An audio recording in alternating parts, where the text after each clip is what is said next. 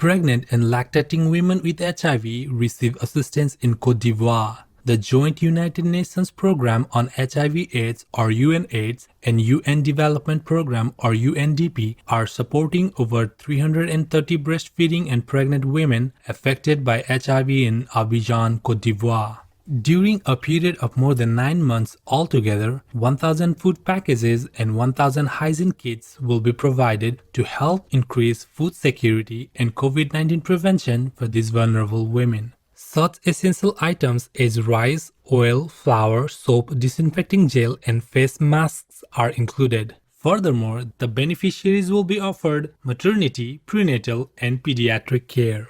Watara Maimuna, a participant with 3 children, said, "This gift was incredibly important to us. I cannot thank you enough. Much appreciation, UNDP and UNAIDS, for your compassionate support. May living in health and abundance be the birthright of all the loving people of Côte d'Ivoire. In heaven's tender grace."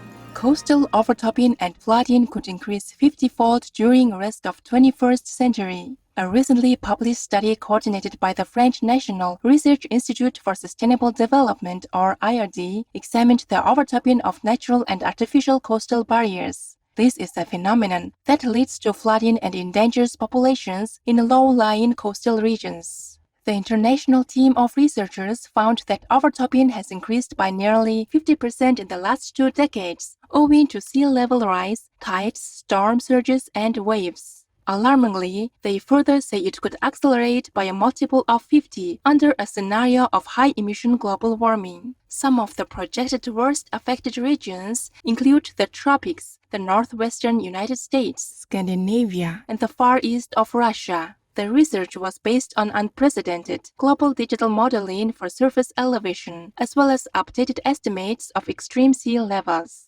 Thank you, IRD and international scientists.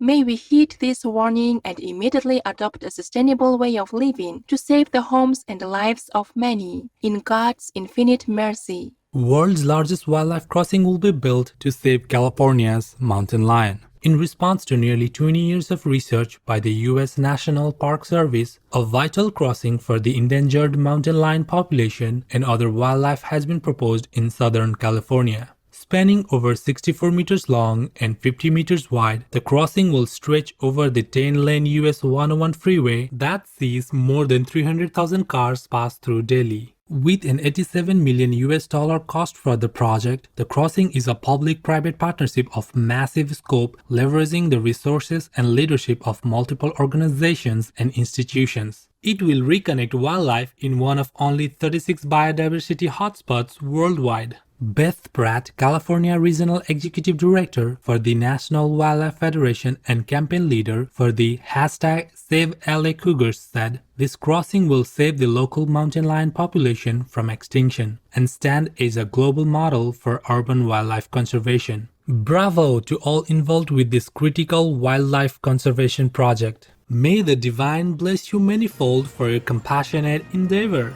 Japanese study finds exercise can improve senior health significantly. A study in Japan by the Miyazaki Prefectural Nursing University has concluded that exercising every week can give people the same agility, muscle strength, and balance as someone 10 years younger. The study was conducted with 3,500 people aged 60 or over who were participating in exercise classes organized by the Miyakonojo municipal government for at least 3 years and 3 months continuously, and their results were compared to 36,000 people of the same age bracket who did not attend. It was also found that medical costs and the need for nursing care were reduced for participants. Such encouraging news Miyazaki Prefectural Nursing University and Miyakonojo Municipal Government on the possibility for senior citizens to gain a healthier body through exercise. In the benevolence of the Buddha, may your study encourage more people to participate in physical activity as we cherish our holy physical vessel. Author raises funds for animal sanctuary with self-published kids book. Kaylee Schumacher Smith from Lexington, Michigan, United States recently released a children's book titled Hogs Are Smarter Than Dogs and Other Fun Farm Facts. It shares the unique characteristics of cows, sheep, chickens, and more through rhymes, helping young readers develop empathy and kindness towards all animals. All proceeds will go towards opening her project, the Organization for the Protection of Animal Life Farm Sanctuary, next summer. Her family's almost 4.5 hectare or 11-acre property will be used as the sanctuary's site to house and care for local domestic animals in need, such as those who have been abused. Our praises, Kelly Schumacher-Smith, for dedicating your time and talents to the well-being of our animal co-inhabitants. In the love of the Providence, may humanity foster harmonious relations with all beings to create a heaven on earth. British non-profit launches online program helping catering industry embrace plant-based foods. Humane Society International or HSI UK initiated the Forward Food Program to aid institutional food service providers in offering more plant-based fare in their restaurants and cafeterias.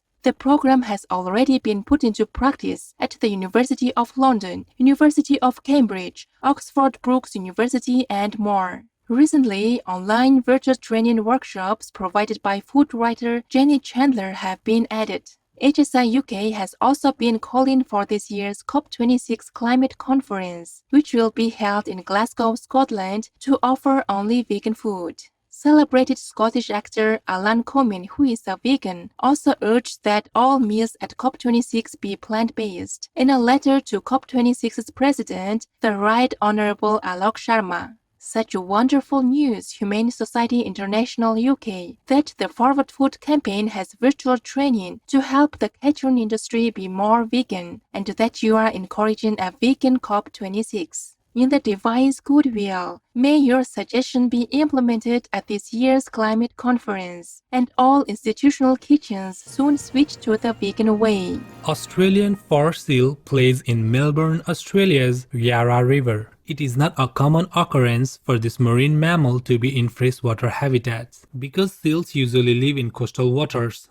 The seal in the Yarra River appears to be well and swims normally. Some enthralled viewers speculate that the lively seal may be the return of Salvatore, a seal who was spotted in the river in 2014 and then again in 2017. In any case, the delightful seal's appearance brings joy to the lucky passers-by and helps lift spirits during lockdown. Wishing you all the best, lovely seal friend. Thank you for brightening our days. May we enjoy our coexistence with all animals on this planet and always protect and nurture them as God intended.